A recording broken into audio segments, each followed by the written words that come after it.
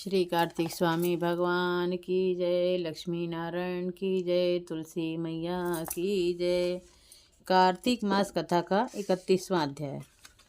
भगवान श्री कृष्ण चंद्र जी महाराज ने कहा, पहले उज्जैन में एक महापापी और दुरात्मा धनेश्वर नामक ब्राह्मण रहता था।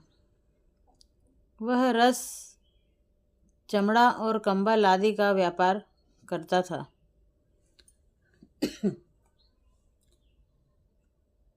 वैश्यगामी था और मद्यपान आदि बुरे कर्म किया करता था। चूंकि वह एक दिन रात पाप में रत रहता था, इसलिए उस व्यापार के लिए वह नगर नगर घूमता था। वह एक दिन महिष्यमतीपुरी में जा पहुंचा। महिष्यमतीपुरी चूंकि राजा माहिष ने बसाई थी, इसलिए बस राजा के नाम पर ही विख्यात थी। नगरी के पास ही पापनाशिनी पुण्यकारिणी भगवती नर्मदा बहती थी। उस नदी के किनारे देश देशांतर से आए हुए यात्री कार्तिक व्रत करने के लिए कुछ दिनों के लिए ठहरा करते थे। उन कार्तिक व्रत करने वाले प्राणियों को वहाँ ठहरा देखकर वह दुष्ट धनेश्वर भी इधर उधर व्यापार करता हुआ 1 मास के लिए वहाँ ठहर गया। अपने माल को बेचता हुआ वह नर्मदा नदी के तट पर घूमता हुआ ब्राह्मणों को देव पूजा में अक्सर लगा हुआ वह देखता कि कोई तो पुराण पढ़ रहा है और कोई सुन रहा है, कोई भगवत कीर्तन कर रहा है, कोई भजन सुन रहा है, कोई ध्यान में लीन है, कोई तुलसी की माला धारण किए हुए। बस इसी तरह वह भगवत भक्तों के बीच में रहा और वैष्णवों के दर्शन करता रहा, उनको स्पर्श करता रहा, उनसे वार्तालाप करता रहा और भगवान विष्णु के नाम स्मरण के पुण्य का अर्जित करता रहा। वह कार्तिक के व्रत की उद्यापन विधि तथा जागरण को भी देखता रहा। उसने पूर्णिमा को देखा कि व्रती ब्राह्मणों तथा गौओं को भोजन करवा रहे हैं और उनको दक्षिणा आदि भी दे रहे हैं।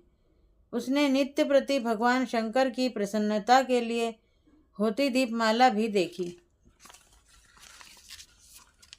त्रिपुर नामक राक्षस ने 3 पुरों को भगवान शंकर ने इसी तिथि को जलाया था। इसी कारण भगवान शिव के भक्त इस तिथि को दीप उत्सव मनाते हैं।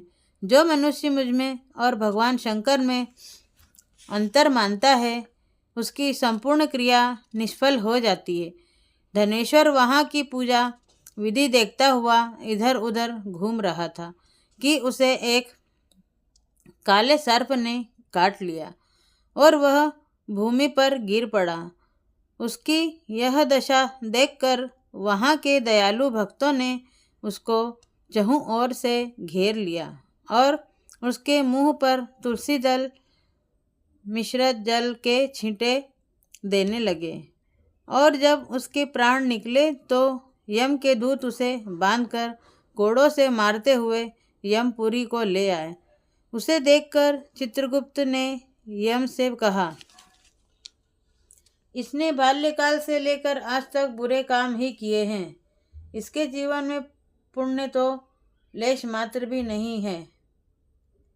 यदि मैं 1 वर्ष आपको सुनाता रहूं तो भी इसके पापों की सूची समाप्त नहीं होगी। यह महापापी है, अतः इसको 1 कल्प एक घोर नरक में डालना चाहिए।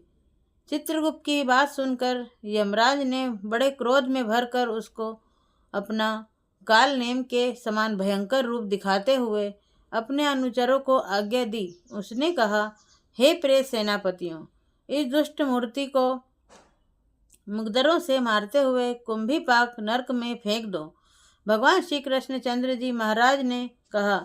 यह सुनकर प्रेत सेनापति ने मुग्दलों से उनका सिर तोड़ते हुए कुंभीपाक नरक में ले जाकर खोलते हुए तेल की कढ़ाई में छोड़ दिया।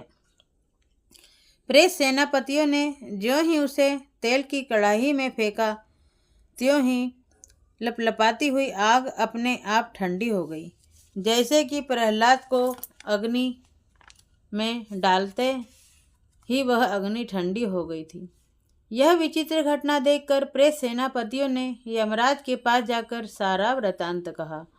यमराज भी सारा हाल सुनकर आश्चर्यचकित रह गए और धनेश्वर को अपने पास बुलाकर स्थिति पर विचार करने लगे। उसी समय नारायण नारायण का कीर्तन करते हुए देवर्षि नारद भी वहां आ पहुंचे और यमराज के से कहने लगे, हे अरुण नंदन यमराज, यह ब्राह्मण नरक में डाले जाने के योग्य नहीं है, क्योंकि इसने अंत समय में कुछ शुभ कर्म किए हैं जो कि नरक यातना को नष्ट करने वाले हैं। जो लोग भगवत भक्तों का दर्शन करते हैं, उनसे वार्तालाप करते हैं और उनका स्पर्श करते हैं, चाहे उन्हें कोई पुण्य कर्म न किया हो, सहज स्वर्ग के अधिकारी हो जाते हैं।